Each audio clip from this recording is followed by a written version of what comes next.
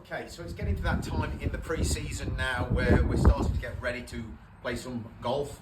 I've been playing a lot just recently due to the weather and the condition of the courses. But now we're close to the season, there's going to be some competitions coming soon, so we want to start to get our game nice and sharp. So let's talk today a little bit about the pitching technique first and foremost, the basic things that you can change. And it's quite different from hitting full shots. Well, it is for me anyway. So the first thing I would change, and this always comes as a bit of a surprise to a lot of people, is I grip it quite differently. I grip it much weaker.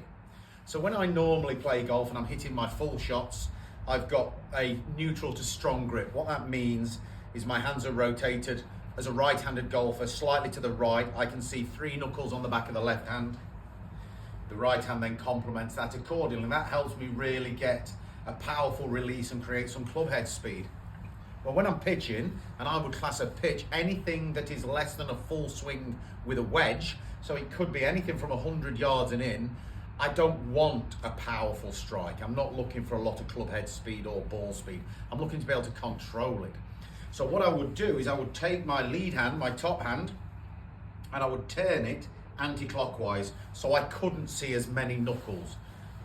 1 knuckle will do. For me, the thumb goes on top of the grip, absolutely on top. Rather than be over here to deliver that swing in that way, I'm going to there. So what that starts to do for me is when I swing, the club face isn't closing anywhere near at the same rate. It's much slower. I might even find that as I hit the golf ball, the club face can be a little bit open. That helps me expose the bounce on the bottom of the club. This is a 52-degree gap wedge. It's got 7 degrees of bounce, but if I can bring that club face in a little bit open, that'll actually increase the bounce. It might have 54 degrees of loft and 9 degrees of bounce. So that's going to help me a lot. So I weaken the grip.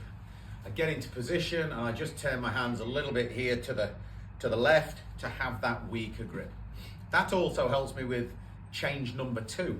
I like to feel that when I'm in position, because of that weaker grip, I'm a little open shouldered.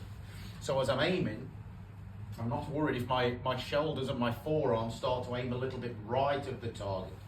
It's a very, very different technique with pitching. I like to hit draws when I'm playing full shots, as a lot of you know, but with this, I feel like it's a little bit more of a fade swing. I feel that my grip is weaker. My shoulder line is open in relation to my target. Both of those things combined help me keep the club much more out in front of me. I'm not looking to take the club behind me and into a deep backswing, keeping that club in front of me.